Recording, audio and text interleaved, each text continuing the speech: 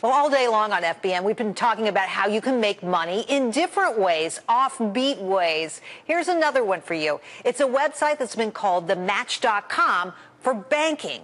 It matches borrowers and lenders and cuts out the banks. It's where you are the bank, and just like the banks, you can make great returns by directly lending money to people you don't even know.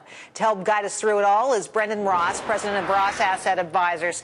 Now, Brendan, I'm going to be honest with you here. I'm just a little skeptical about this, but you say you've made a ton of money doing this, having invested some $300,000 in one of these things, earning 10%. Now, I got to tell you, getting a 10% payment every year, that's pretty impressive. How does this work?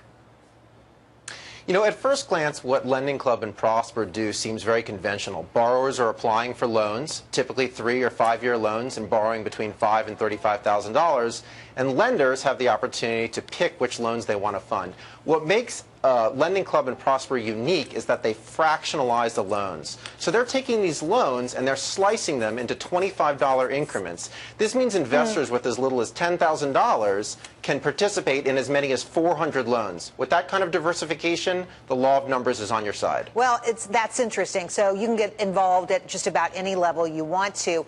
Is all the vetting of the borrower on my shoulders, though, as an investor?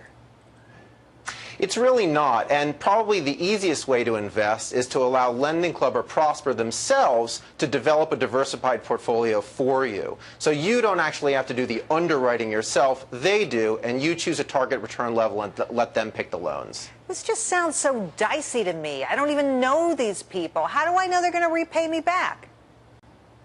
It's something that the credit card industry has been familiar with for a long time. About 85% of these loans are credit card consolidation loans, and credit cards are something that Americans have been paying back for a very long time.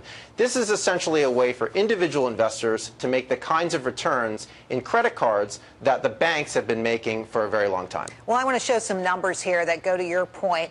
Fewer than 10% of the loans that are requested are approved. So not everybody who walks through the front door gets a loan, not by a long shot. Lending Club has actually lent over $1.8 billion, almost $2 billion since 2007.